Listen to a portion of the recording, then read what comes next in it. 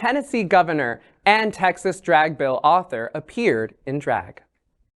Has started going around. This is the photo. Somebody on Reddit posted it from a 1977 high school yearbook, purporting to show the governor apparently in a skirt, a wig, and a necklace. Again, allegedly the governor. It's most likely part of a powder puff football game where kids dress as the opposite gender. The governor's press secretary has not confirmed whether the picture is actually of Lee, but says that any attempt to, in their words, conflate this serious issue with lighthearted school traditions is dishonest and disrespectful.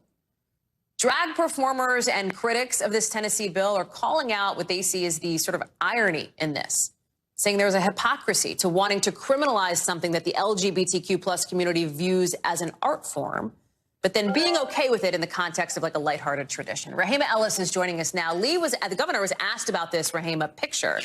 And he said something fairly similar to this statement, right? It's also not the first time that a yearbook picture of him has made the national news. Yeah, that's right, Hallie. He basically said that it was ridiculous, and he responded, even it was put up on Twitter, a response that he had with someone asking him about this, and he said, there is a difference, and I want to read this to make sure I get it right. He says, there's a difference between a photo of a man dressed as a girl as part of a school spoof and overly sexualized entertainment. He says that that is something that is very different. Again, as you point out, the governor's office is not confirming that it's actually him in that photograph, but according to reports we've read that the high school principal said in the high school yearbook, that's pictured. That is a picture of the governor. And it's not the first time that the governor has been seen doing something that's added some controversy, and they ended up having to apologize for it.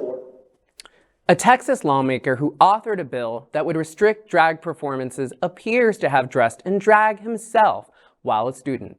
A video has surfaced on Twitter and TikTok showing Texas State Representative Nate Schlatzline, a Republican, skipping, running, and dancing in a park while donning a black sequin dress and a red-eye mask. At the end of the roughly 90-second video, which plays over the song Sexy Lady by Javi Mula, the 4 participants are named, including Schlatzline, whose character is called the Virgin. Schlatzline, however, has reacted to the viral tweet saying it was for a costume and for a theater performance, not drag.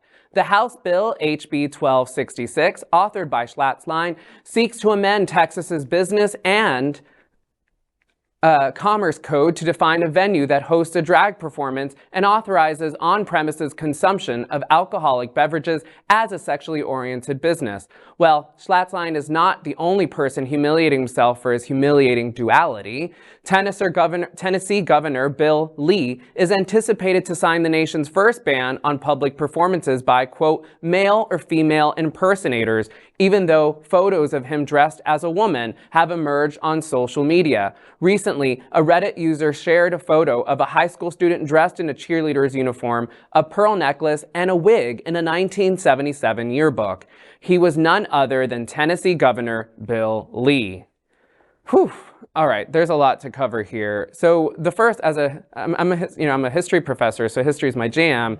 That language, female and male impersonator, is exactly the language of ordinances in the 50s and 40s and 50s and even before then. Mm-hmm. That is, it really does feel like we are going decades and decades and decades, back in time. And there's something that I find just so frustrating by these stories. And the first thing, there's so much we can talk about, but the first part is, drag is meant to be playful, is meant to be a kind of understanding that gender is not a natural thing, right? That is, the fact that it was also theatrical, all drag is theatrical, right? It can be, and it also, for other people, it's also incredibly validating, right? For so many trans people, for example, drag is often a kind of space in which they first get to, kind of explore different aspects of their life prior to transitioning, mm-hmm. for example. Mm-hmm. That is, it means so many different things to so many different people. And to deny people the humanity of it is just so cruel and just so unnecessary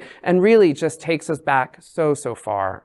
I'm in agreement with you because many years ago, when I first started, I started out as a drag queen. Right. Right out of high school, my first year in college at Florida A&M, I was attending a bar and I was like, oh my God, I want to do that.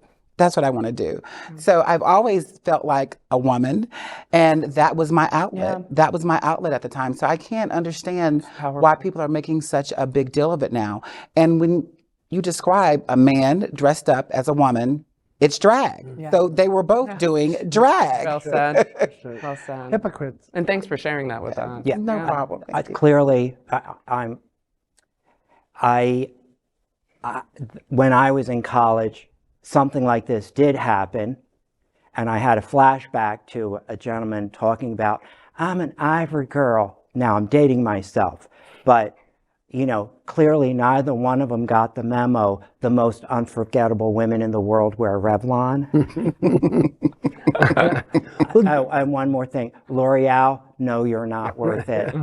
Do y'all remember the so-called, quote, campaign for the neologism Santorum, end quote, in which Santorum was newly defined as, quote, the frothy mixture of lube and fecal matter that is sometimes the byproduct of anal sex, end quote. And it was used to get at homophobe Rick Santorum. Well, it looks like someone did something similar. Really? Although considerably less nauseating to Schatz's line, because the first line of his Wikipedia page reads, Nate Schatzline is an American politician, former pastor, and former drag queen who was a member of the Texas House of Representatives of District 93. Check out Wikipedia. I love that. Ooh. All sorts of queer resistance. LGBTQ plus news is vital for our community and for the broader world as a whole. We have enough enemies at Fox News. Tucker, Sean, and Laura are loud. We need passionate allies. Happening Out Television Network, Queer News Tonight, and It's Happening Out are literally out of the closet and into the headlines. Our community needs your support. Like this broadcast and subscribe now to ensure the growth of the entire LGBTQ plus community.